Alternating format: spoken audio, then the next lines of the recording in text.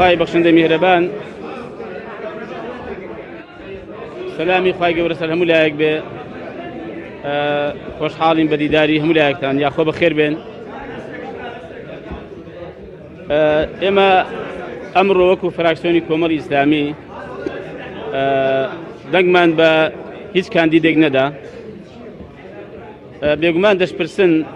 کۆمەڵی ئیسلامی بۆچی نە کاندیدی هەبوو و نە دەنجیشی بە هیچ کاندیدێکدا هەڵوێستی ئێمە و قەناعەتەکانی ئێمە جارێ با بۆ هەموو لایەک ڕوون بێ کە پەیوەندی بە کەسەکانەوە نییە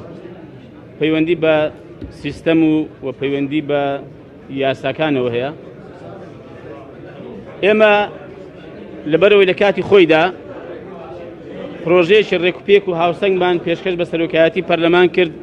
بۆ هەمواری یاسە سەرۆکایەتی هەرێم و کاراکردنەوەی بەڵام بەداخەوە ئەم پرۆژەی ئێمە نادیدە گیرە و بە هەند وەرنەگیرە و بۆچوونەکانی ئێمە کە پێمان وایە سەرنجی جددی بوون لەسەر مادە و هێندێک بڕگەکانی ئەم یاسە سەرۆکایەتی هەرێمە کە پێمان وابوو خوازیار بوون کە لە یاسە سەرۆکایەتی هەرێمدا کە ئێمە بڕیارمان داوە سیستەم پەرلەمانی بێ لە هەرێمی کوردستان فعلاً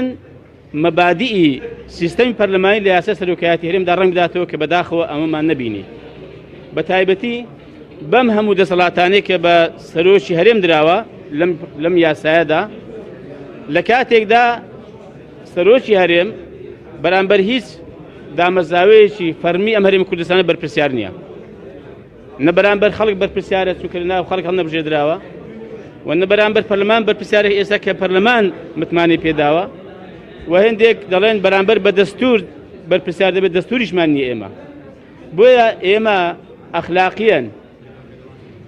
و بەڕاستی بە معقولمان نەزانیوە بە دروستمان نەزانیوە یاسایە کە ئێمە دژی بین و دەنجی پێ نەدەین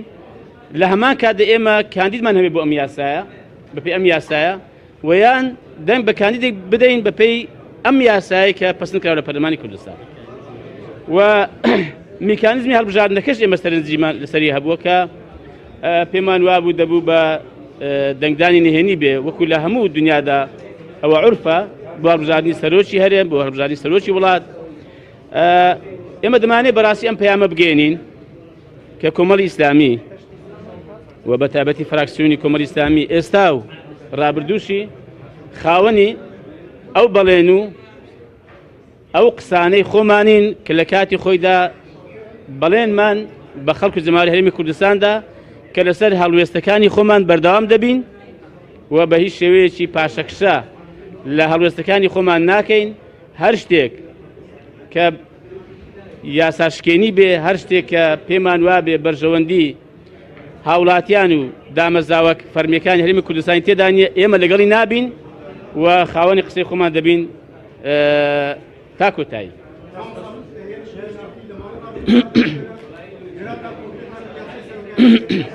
بەڵێ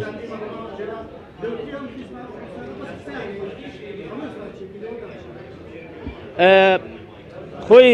قسەش لە هێندێک کاتدا نەک هەر قورسایی خۆی هەیە بەڵکو زۆریش گەورەیە پێشەوای مرۆڤایەتی و سەروەری مرۆڤایەتی و دۆستی هەژاران و دوژمنی ستەمکاران کە پێغەمبەری پێشەوایە سەڵات و میخوارە سەر بێ دەزان دەربارەی ئەوە دەفەرمێتی دەفەرمێ ئەفضل الجهاد كلمة حق عند سلطان جائر قسەتان پێکەم نەبێ دەفەرمێ گەورەترین و باشترین خەبات و جیهاد ئەوەیە کە قسەیەکی حەق بکەیت لە ڕووی دەسەڵاتێکی ستەمکار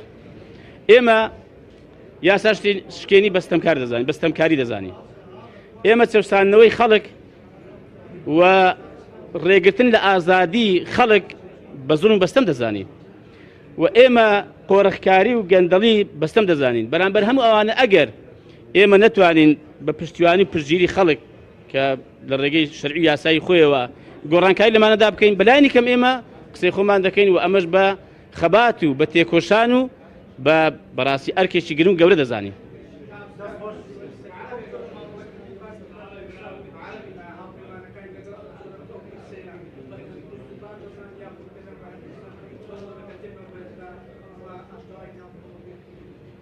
وڵی ئێمە ئێستا